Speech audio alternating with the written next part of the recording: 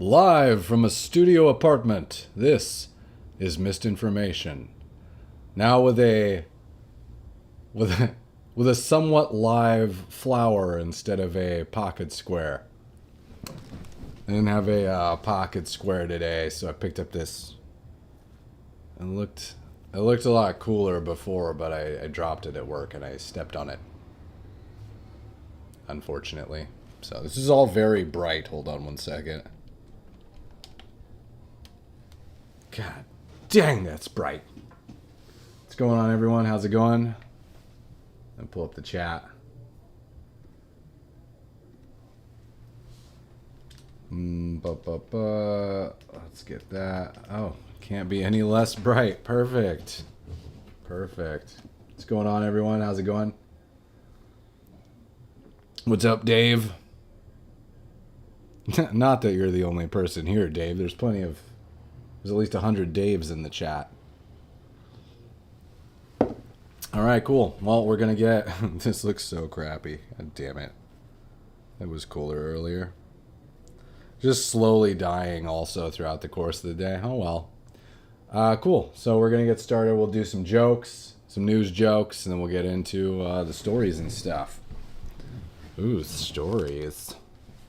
What will have happened today? Hold on. Oh my god. We got 3 screens going on here. Alright. Boop, boop, boop.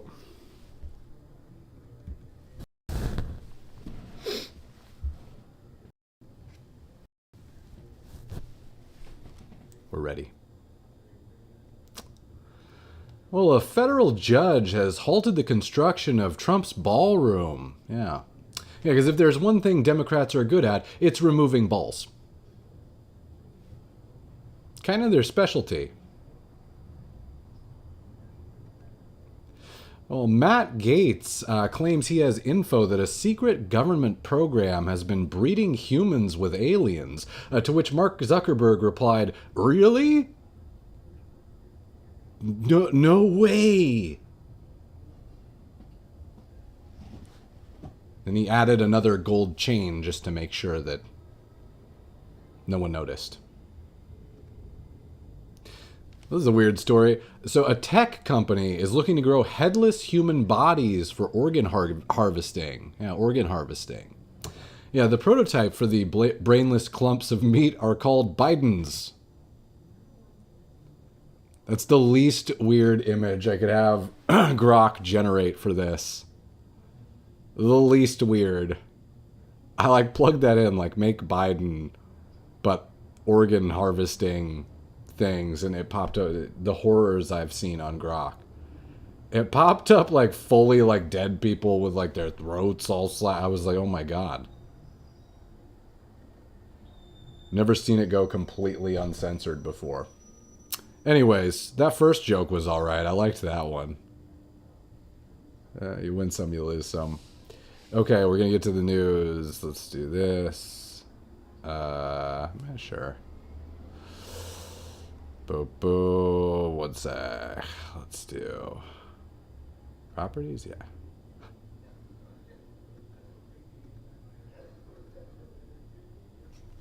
Let's see if this works. Okay. Cool. This is actually from last night's stories. I did some stories on this. The train pushers, as I call them. Pretty simple, right? It's these guys, there's this rash of people in liberal cities, typically, who apparently their new pastime is just shoving people onto train tracks. So this was a guy I mentioned last night. I believe this was in Seattle. I made a whole ass video today, and then they come out and they have a whole video about it. So you get to actually see the surveillance tape here. So this is pretty crazy. Here's him watching the guy and then running up and trying to push him.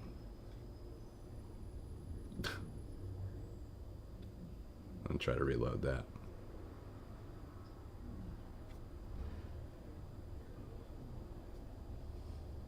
Oh, good thing they pointed him out.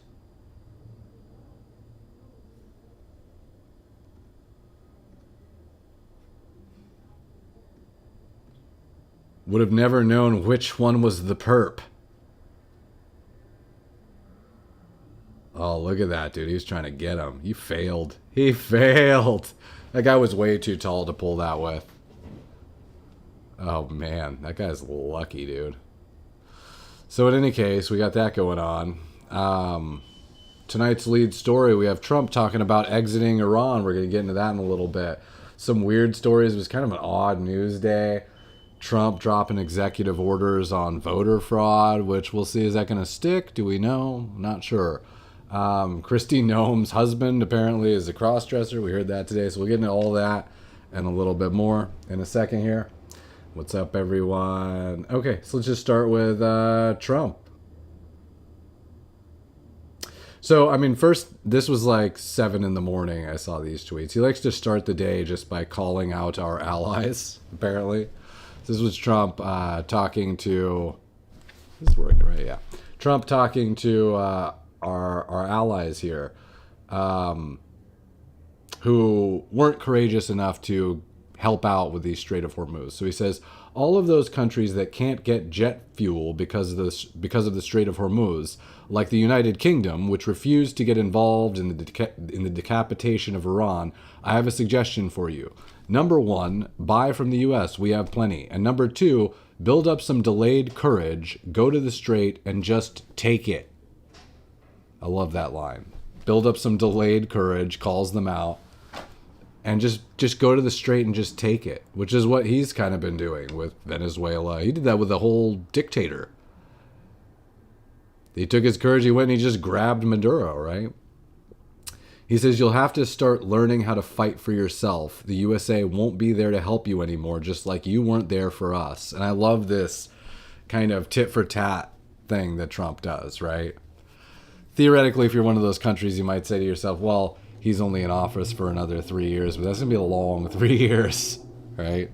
Of Trump calling you out and basically saying we're not going to come in and help you, which I think he's actually being honest. He says, Iran has been essentially decimated. The hard part is done. Go get your own oil. So he's been calling them out frequently. He calls out France later on in the morning. He says to France, same thing, basically, we'll remember.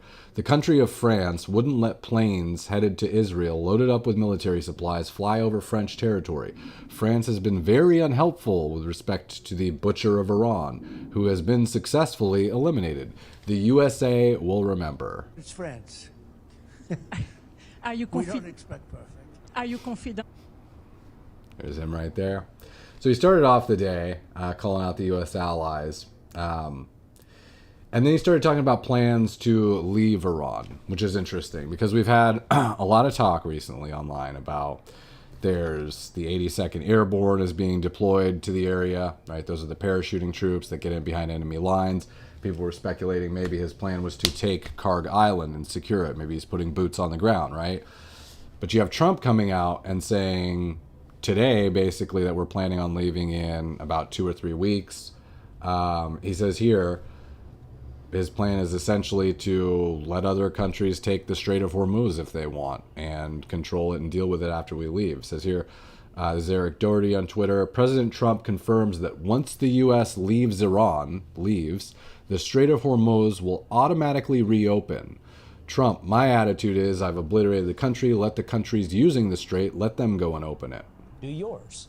Sounds familiar, like his proposition to the UK and others this morning. So basically saying there, you know, the U.S. doesn't really use the strait, so then calling out Britain and telling them to go in there and grab that courage, muster it from somewhere and go take the strait, right? He's calling, I guess there was a reporter who suggested that, or who mentioned that Iran had threatened to strike U.S. tech companies in the Middle East. And Trump jokes, he says, what did they threaten them with? BB guns? They don't have anything left. Oh, that's Whoops. They don't have much left to threaten. my question for you is, are you... I don't know. I mean, what are they, you made a statement. What did they threaten them with? I don't know. Tell me, how did they threaten them? Well, all I know is that they threatened him, sir. What does that mean? Fair enough. He said something nasty?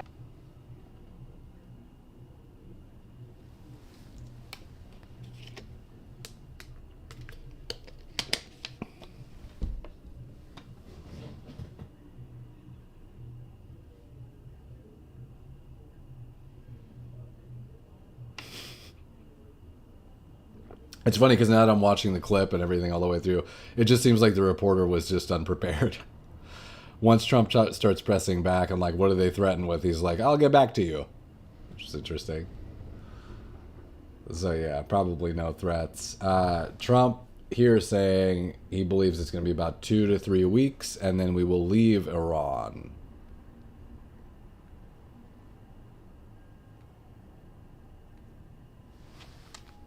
Oh my gosh. Hey, one sec.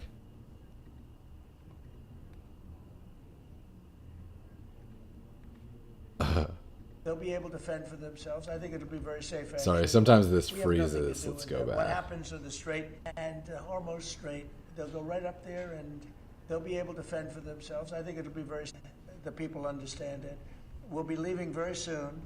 And if France or some other country wants to get oil or gas, go up through the Strait and Hormuz Strait. They'll go right up there and they'll be able to fend for themselves. I think it'll be very safe, actually, but we have nothing to do with that. What happens in the Strait, we're not going to have anything to do with, because these countries, China will go up and they'll fuel up their beautiful ships and they'll leave and they'll take care of themselves. There's no reason for us to do it. We hit them hard. We got rid of a lot of the radicalized lunatics along the Strait. But if they want something, but I would say that within 2 weeks, maybe 3. We're hitting them very hard. Last night we knocked out tremendous amounts of missile-making facilities. We, as you probably read or wrote, we knocked out. Excuse me. Pardon me for interrupting. The U.S. will be gone or done with the war? I think we're 2 or 3 weeks. So he says 2 or 3 weeks there, right? 2 or 3 weeks. Now, the counter argument, I suppose you could suggest, is that Trump has been using deception a lot before he makes big moves, right? So I suppose the counter argument that you can make is maybe he is coming out and openly suggesting that we're not going to be in Iran for much longer because he actually is planning to take Karg Island. He actually is planning a limited ground invasion in areas, right? Or maybe he is trying to secure the Strait of Hormuz, right? In order to do that, you first have to build up military forces to be able to launch that, right? And you have to find the right timing. So it may be that he's just suggesting that we're not going to be there much longer, downplaying what our operations are going to be in Iran, because he wants to create an environment where, as best as possible, he can strike without warning or have them lower their guard. Which is exactly what he did before we went into Iran, right? He famously removed any reference to Iran from, for instance, his State of the Union address so as not to tip them off or raise any red flags, right? I actually think in this instance, I don't believe that he's using deception. And I might be wrong because Trump's been keeping me on my toes recently, but I think he understands. This was sort of my thinking with it from the beginning. There is a huge difference between drone strikes, air strikes in a country, and putting boots on the ground. I think Trump's smart enough to understand that that would be a huge change in how the American public views the war in Iran. Certainly raises the stakes, and there's certainly going to be a lot of U.S. casualties if he does that. So I don't know that he's planning anything like that, because I think it's a really huge, risky move. I think he understands that. So I think he actually would prefer to be out of Iran as quickly as possible. Get in, get the job done, do it as efficiently as possible, come out where you can say you won and you won big, and walk away without any heavy U.S. casualties. That would be my thinking. But we'll see. We do have this buildup of some U.S. ground troops in the area. So it is possible that there is one final deception. He's planning to go in and try to take Karg Island or something like that before exiting. So we'll see. But right here, outlining that he's planning on leaving in 2 to 3 weeks. There was, this was earlier today, a new hoax just dropped. Can you guys spot the hoax? There's a couple tells. I mean, first of all, it's from NBC News, so highly likely. But, I just see this and I know. It's one of those stories, those news stories I see drop, and I know it's immediately a hoax and something that's created by Democrats in the run-up to the midterm to use as something. So ICE agents will be stationed outside graduation events for the nation's newest Marines to identify whether any of their family members are undocumented, according to the Marine Corps. There's already a community note underneath it, which I haven't looked at, but do we think that Trump is going to direct ICE agents to arrest the family of newly graduated Marines at the graduations? No. Knowing everything we know about Trump, highly likely that is incorrect, right? We'll take a look at the community note here, see what it says. Department of Homeland Security says attending family members will not be arrested, but will be expected to present identification to prove they are not undocumented migrants. Headline article is misleading. According to the Marine Corps website, only federal law enforcement personnel will be stationed. ICE is never mentioned. So, I mean, probably the more likely thing that's happening is family of Marines at graduation are probably forced to show ID. That's probably what I would guess is actually happening. It's somehow been spun into, well, we need to make sure we don't have to deport their family members. So that'd be my guess. But you're going to see a lot of these types of stories about ICE agents, about Trump not liking black people, race, lots of stories like that in the lead up to the midterm. So expect those to increase in heavy volume as we get closer to summer here. Got some new fraud. There's so many weird stories today. You got the Kristi Noem husband cross-dresser thing. I'm like, where should I go next? I guess we'll get into the cross-dressing thing real quick. So this came out today. I guess Kristi Noem. Gosh, this thing keeps just like not wanting to cooperate. One sec. Okay, restart. So this was came out today. I guess Kristi Noem, who I forget what she was heading up, Department of Homeland Security, I think. Recently working in the Trump administration. She recently resigned as well. Came out that her husband apparently was caught by the Daily Mail sending pics where he cross-dresses with giant fake boobs. Here's some pictures of it. It's embarrassing. It does make me wonder. I'm like, how did the Daily Mail get these messages all of a sudden? And I'm wondering if this is somehow connected to like her. I have no info on this, but it's like it's weird that she just resigned and then all of a sudden this is coming out. You would think like either she just knew this was gonna drop and quit in advance of that, or maybe somebody doesn't like her and had this info on her already and just released it when things kind of fell apart a little bit. So a story here from the Daily Mail. Kristi Noem's husband, today revealed as a secret cross-dresser. While his wife has operated the highest echelons of government. Brian Noem has been dressing up and paying adult entertainers to talk dirty. Okay. Do I care about this? Not particularly. It is, I'm sure it's really embarrassing. To me, not the most important news in the world. We'll get into it. It's kind of a related story in a second, but this picture. That is embarrassing. Trump commented on it, actually. I guess somebody mentioned it to him, and he just says, wow, well, I feel really badly for the family. If that's the case, that's too bad, which is probably the appropriate response, you know. Kristi Noem herself was saying that she was blindsided by it. Family was blindsided by this, so that is kind of a bummer if you got a secret cross-dressing fetish and that comes out. I mean, I kind of feel like everybody sort of has their things, you know, so I'm not really that interested in getting into people's private lives. I did think it's interesting to note, Matt Walsh had an interesting tweet about this where he says, this is weird and degenerate. And also, it's interesting that cross-dressing has very suddenly become something we can mock again. We had a cross-dressing freak running HHS for 4 years.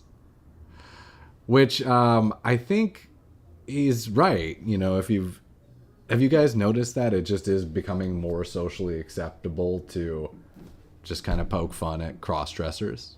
Whereas like even 4 years ago or a couple of years, 2 years ago, right, you would have been accused of being like transphobic, right, if you mention anything about a cross-dresser or something like that, right?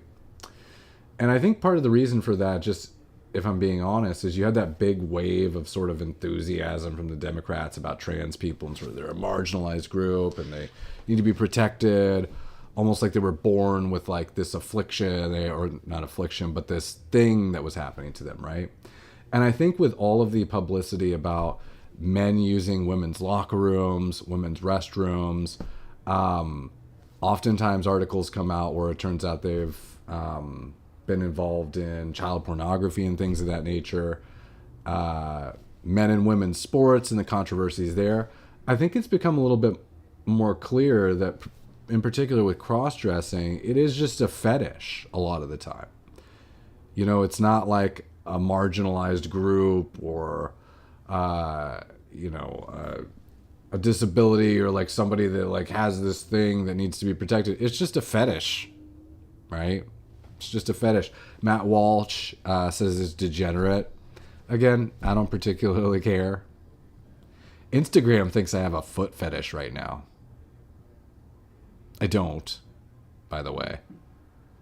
What had happened was I was on Instagram and algorithm, you know how like it, if you hover over something or look at it, it feeds you more of that. Well, it showed me a pretty girl and she happened to be barefoot. Okay. I think she was hanging from a light pole or something. Anyways, I hovered and then it somehow picked up on the fact that it thought I liked the feet. So it showed me another one of them with no shoes on again. And again, she was really hot. So I hovered. Not because of the feet. I just thought she was hot. And so now it's really dialed in. It's like showing me them like shoving their feet into the camera. And I'm like, I didn't come here for this. But again, she is still really hot. So I can't help but hover for a second. Google's suggesting open-toed sandals to me now. The whole thing, it's convincing me I have a foot fetish. But anyways, I'm just saying, I get it. We all have our things. I'm not one to judge.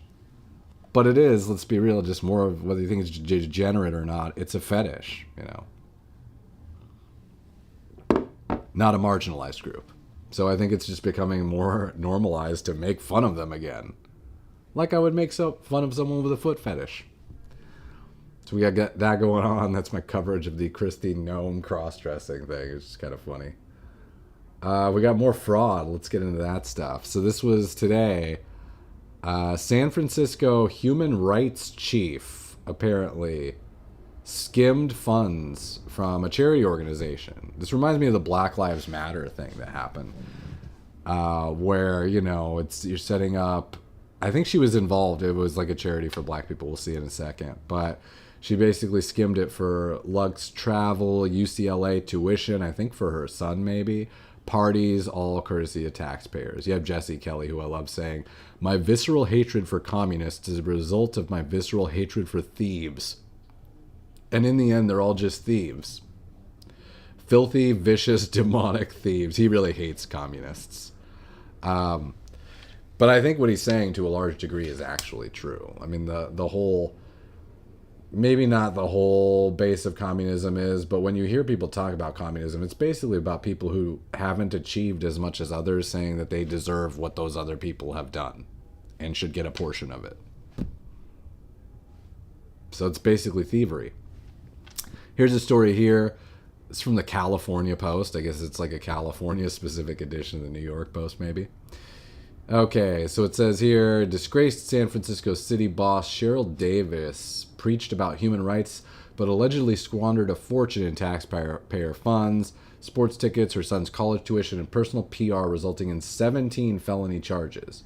She was the former head of San Francisco's Human Rights Commission, and her longtime live-in partner, James Spingola. They were both charged, facing the felonies, with money that was intended to help the city's black communities. They used it for personal benefit.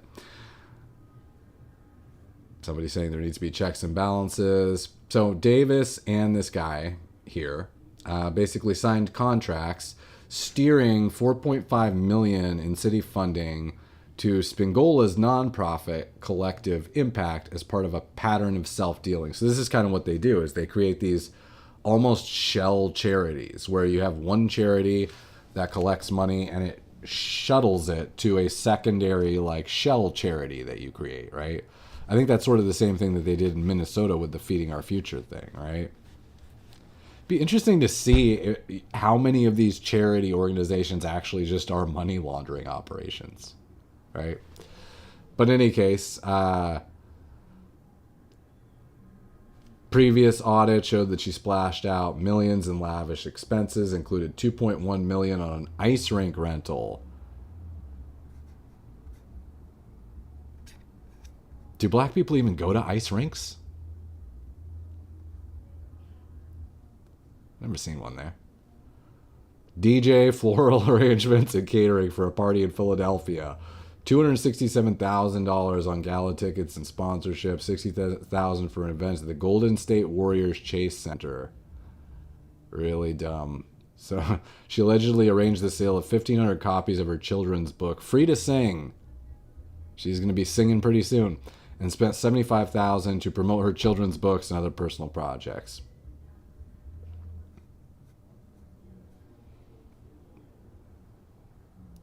Yeah, so there's her with John Legend. Yeah. So, I mean, that's really what it is, right? It's about keeping up the guise of a charity organization just so you can kind of schmooze around, live that bougie lifestyle, and live beyond your means, right? Instead of actually helping out the black community, which is what you were supposed to be doing. So it reminds me of the BLM guys who just, all those organizations turned out to be basically fraud organizations where they were just buying themselves a bunch of luxury houses and stuff and buying family houses. We also heard a report about the Minnesota fraud. We covered this last night.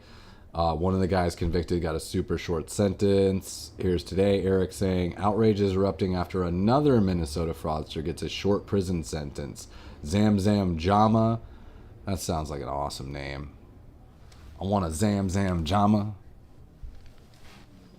It sounds like the new dance craze that's sweeping the nation. Gets just 6 months. She was involved in a $5.6 million scheme that included her family and was directly responsible for around $500K.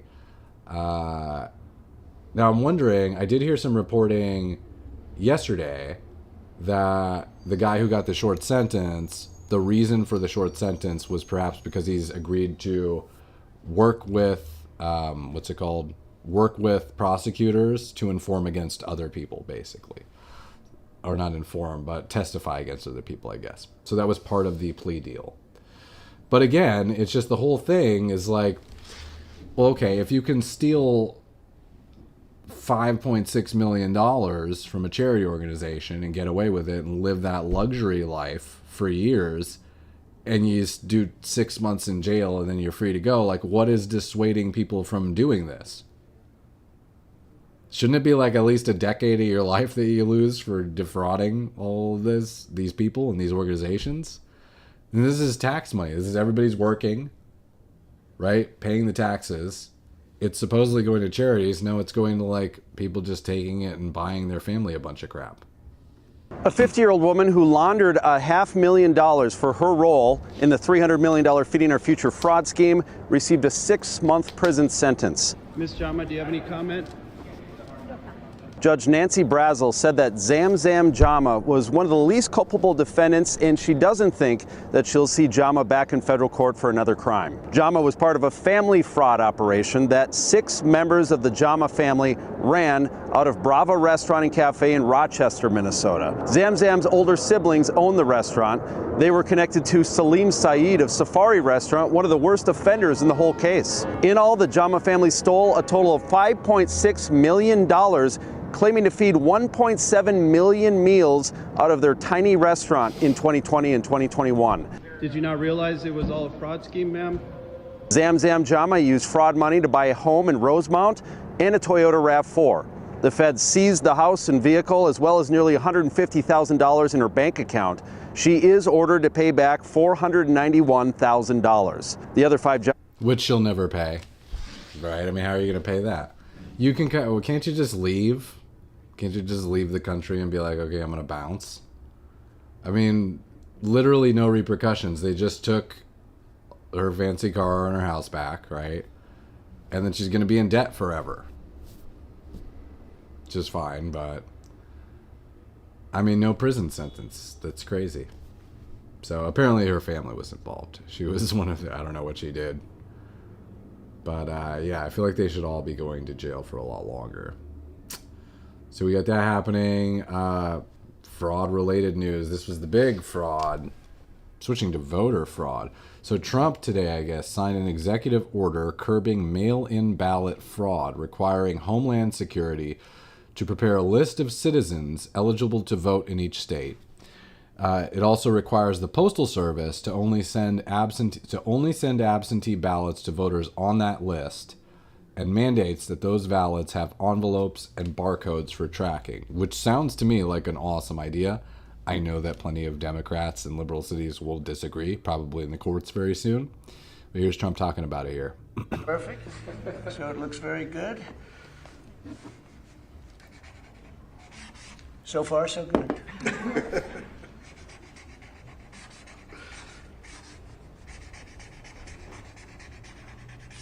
Okay, so that's a big deal. Very proud of it. And I don't know how it can be challenged. You'll probably challenge it. You may say, find a rogue judge. You get a lot of rogue judges. Very bad people, very bad judges.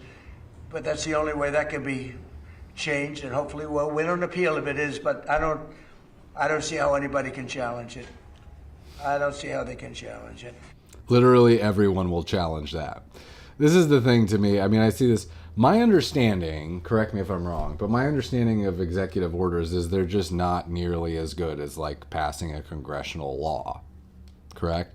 Which I believe is what you would really need to do to secure voting rights. You would have to have Congress pass something like the SAVE Act, which apparently they've been unable to do. So you would have to have that codified by Congress into law in order to have it be something that sticks. I think the executive orders, first of all, can't those just be reversed by any other president that comes in and is like, new executive order, now we're doing the opposite, right? And outside of that, I mean, this is immediately going to cause an avalanche of lawsuits from California and New York and places that frankly want to keep voter fraud going on and want to keep no ID voting and stuff like that, because they are shipping in illegal immigrants to vote in their elections and to build their numbers in the census so they have greater representation, right? It's cool. Everything just switched to dark mode. But anyways, yeah, I just don't see this as being, I know Tim Pool has it on his show tonight as like, oh, this is a huge deal. I don't see it as being like that huge of a deal. Correct me if I'm wrong, but I think that this is not going to be something that's enforceable throughout all the states and everything. Plus, it is a little bit weird. I like the idea, but just through an executive order to have DHS compile a list. Do I want like Obama, if he's in the White House, doing something like that? Probably not, because where are you getting that list? So I would rather have any type of voting rights thing or Voter Protection Act. I'd rather have that passed through Congress with very specific wording and checks and balances to build the thing out. But we'll see how this goes. We could research it a little bit with Grok here, but I have a feeling I already know what it's going to say, which is that it's not enforceable. Legal experts anticipate swift court challenges, citing violations of states' constitutional authority over elections similar to past blocks on Trump's voting restrictions. Let's ask it. How sturdy is this EO? How easily could it be challenged and or overturned?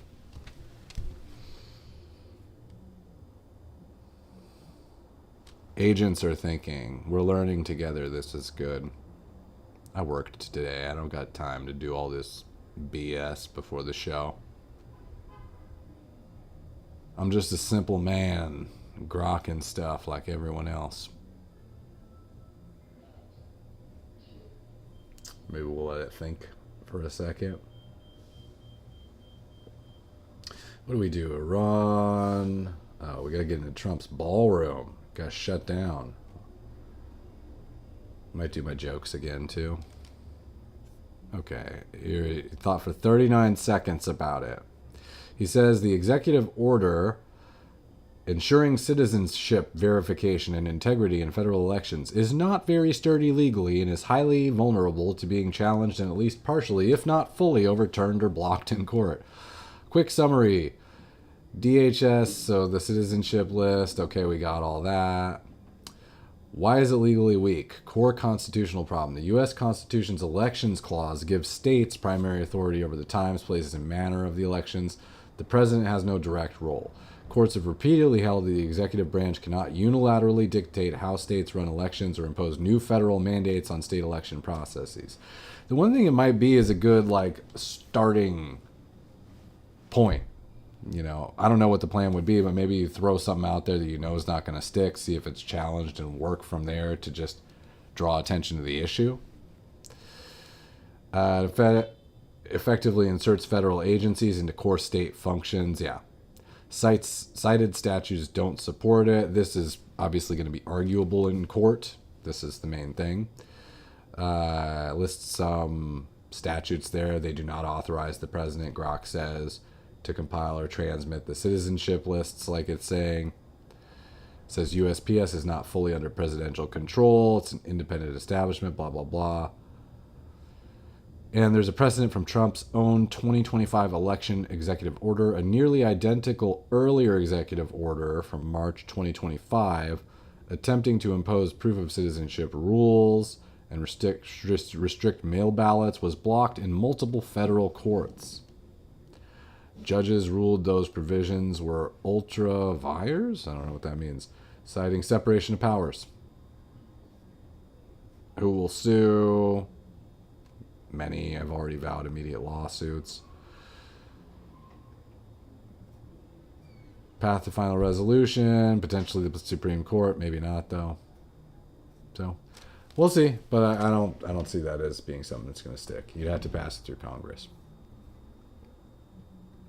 So this was, we learned today, a federal judge has halted President Trump's White House ballroom construction.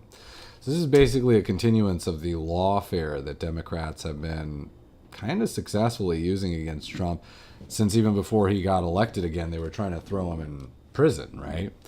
And now you have basically anytime he comes out with anything, they have some district court judge who's not even in the right area that his order applies to or anything, right? And those judges basically come out and block it for some reason, right? So here what happened is he basically wanted to build the ballroom. Lost the live.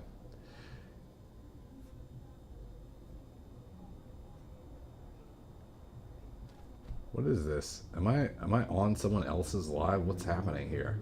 Am I not even... Sorry, I'm trying to pull up the chat. I feel like I'm not on my own friggin' live stream. I'm on like someone else's live.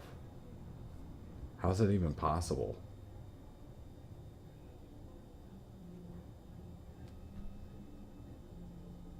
Anyways. So he tried to build the ballroom. Democrats came out and essentially sued him to stop it, saying that it was a historic site, the East Wing, and he needs congressional approval to demolish it, even though he already demolished it, right?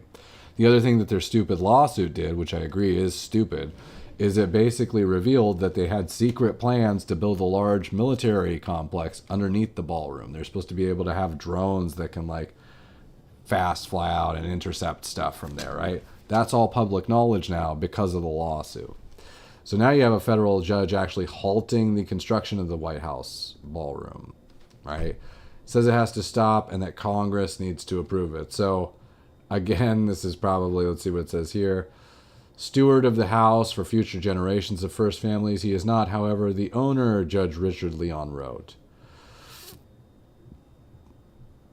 Said he was delaying the ruling for 2 weeks to allow the government to appeal. Any above ground construction over the next 14 days that is not in compliance is at risk of being taken down depending on the outcome of this case. Trump expected to appeal. So just really dumb lawfare from the Democrats. We'll go into the jokes again in a sec. I want to see if I'm on the chat, though. Where would I even need to go? I do like a full screen thing.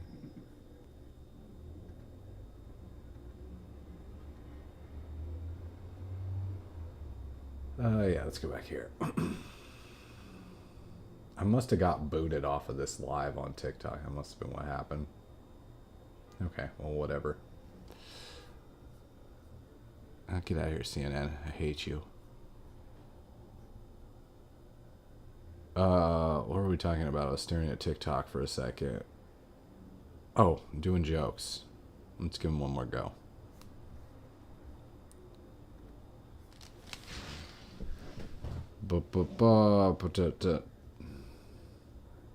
So many tabs open.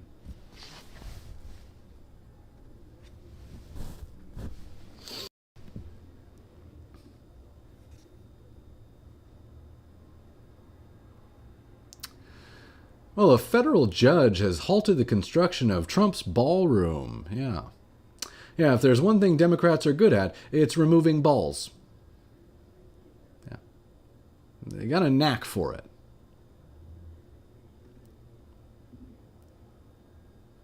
Well, Matt Gaetz claims he has info that a secret government program has been breeding humans with aliens, to which Mark Zuckerberg replied, "Really? That's crazy." And he added another gold chain just so that no one notices he's not fully. Well, a tech company is looking to grow headless human bodies for organ harvesting. Yeah. Yeah, the prototype for the brainless clumps of meat are called Bidens. Yeah. Got a couple prototypes going on right now. Decent. All right, so we got those. What else do we need to get into? This was, we'll go here real quick. So this, Tim Pool was talking about the Charlie Kirk case a little bit on his show last night. He had some things I disagreed with. So he was saying he thinks that it's set up to acquit Tyler Robinson, who was the alleged shooter, who I think we all, well, I guess we don't all know since it's a big debate online, but I think it's pretty obvious that he was the shooter, right? People have conspiracy theories, but in any case, what Tim Pool was basically saying was there are so many conspiracy theories now floating around by big names like Candace Owens. They're creating so much doubt about whether, casting so much doubt on whether it actually was Tyler Robinson or not that shot him. He's saying that it was, the case was basically all set up for him to actually be acquitted. The other point he was making was that I guess the defense had raised in one of their motions or something pre-trial that basically they intended to argue that the prosecution was unable to match the bullet to the gun, to Tyler Robinson's gun. Because they were unable to match the bullet, somehow Tim Pool was saying that's creating enough doubt to add to that acquittal, right? I think firstly with the bullet thing, I believe, if I'm not mistaken, that they couldn't find the bullet. Isn't that the case? I don't think it's that they found like a bullet and they're like, oh, it just doesn't, it's not the right bullet for the gun. I believe they couldn't find the bullet, or the bullet was so destroyed they weren't able to probably, I think that's more what they're talking about, right? Which I suppose, if you're the defense, you could say, hey, we don't have the bullet matching, right? Something to raise. But he also seemed to be suggesting that Tyler's trans boyfriend was going to testify on Tyler Robinson's behalf. We have news today that the trans boyfriend is apparently scheduled to be testifying for the prosecution, which would be interesting. So apparently both him and Tyler Robinson's family supposedly will be testifying against Tyler Robinson, which would kind of make sense to me. If you're the trans boyfriend, you were probably looking for a way out of whatever hot water you were in. So agreeing to cooperate with the prosecution is probably benefiting them. Because my understanding generally is that Tyler Robinson was part of a Discord for trans people that were perhaps planning this, at least in part, in advance. So there may be some responsibility there. I'm actually not sure why that person isn't also arrested yet. It's kind of crazy. This may be why. So a Friday motion filed by the defense team of Tyler Robinson revealed that the prosecution intends to call Robinson's parents, as well as his transgender roommate, with whom he had a romantic relationship, as witnesses in the preliminary hearing currently set for May. The defense is attempting to delay those proceedings. The defense filing stated that counsel for the parties met on March 12th and spoke about discovery issues and evidence, blah, blah, blah. Based upon the state's representations at this meeting, the state intends to present discrete buckets of evidence through 3 identified law enforcement witnesses. This includes conclusory forensic DNA and ballistics reports. So much legal garble. And testimony by Mr. Robinson's parents and roommate, the filing stated.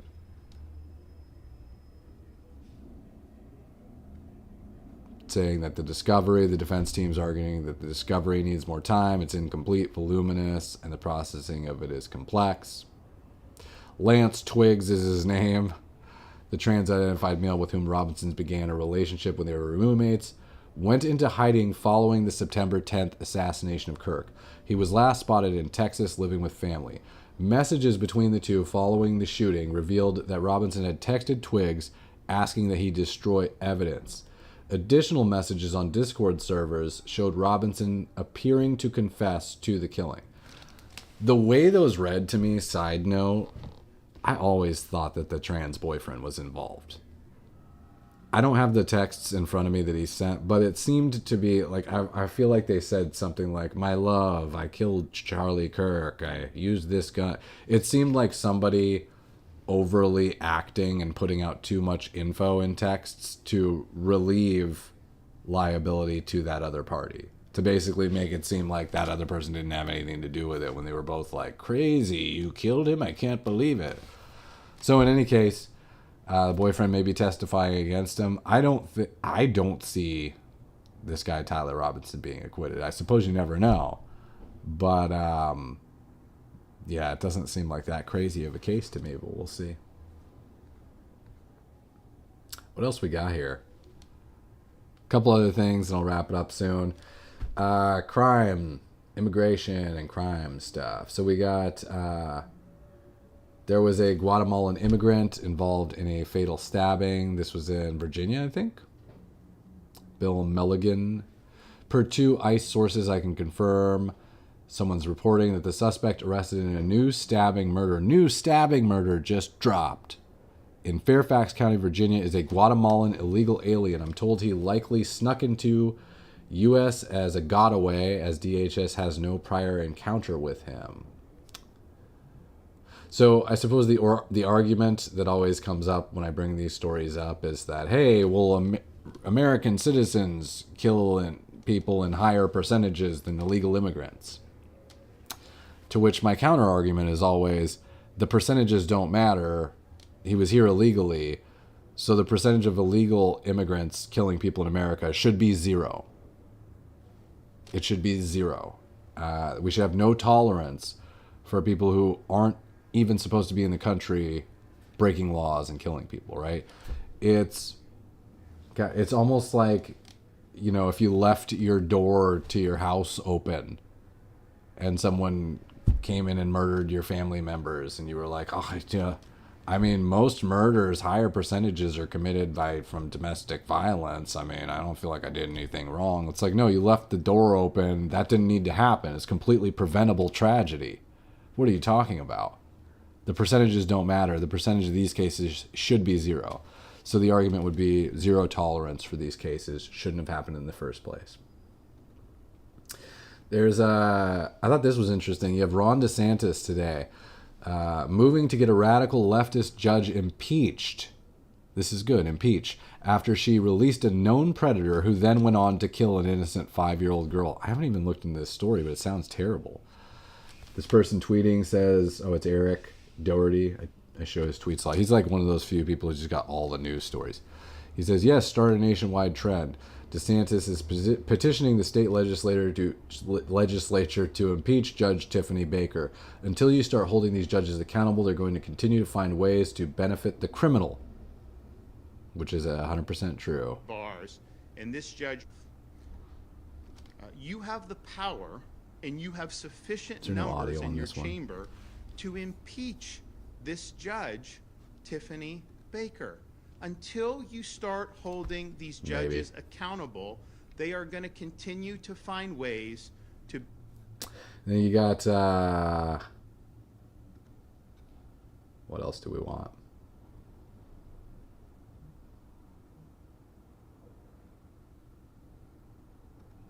Yeah, let's wrap it up. It's good enough for tonight. All right, I'll be back tomorrow. It's basically Monday through Friday, live stream at 6 p.m. If you were joining on TikTok, Facebook, definitely subscribe on the YouTube. I'm not always there, and sometimes I do get booted. I think they kicked me off of TikTok tonight. Those platforms aren't for live streaming a lot of the time, so I'll typically do the show YouTube, Rumble, Kick, Twitch, 6 p.m. Monday through Friday. So join if you can. Again, tomorrow night, chat, subscribe.